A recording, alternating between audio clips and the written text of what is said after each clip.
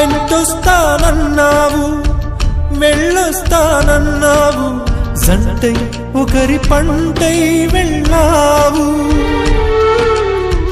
కరుణిస్తానన్నావు, వరమిస్తానన్నావు, కరువై మెడకూరివైపోయావు. దేవతలోనూ ద్రోహం ఉందని తేలిపావు, దీపం కూడా దహిస్తుందని తేల్చావు. ఎవరిని నమ్మాలి నన్ను తప్ప, ఎవరిని నిందించాలి నిన్ను తప్ప. నువ్వంటే ప్రాణమని, నీతోనే లోకమని, నీ తోడే లేకుంటే బ్రతికేది ఎందుకని ఎవరికి చెప్పుకోను.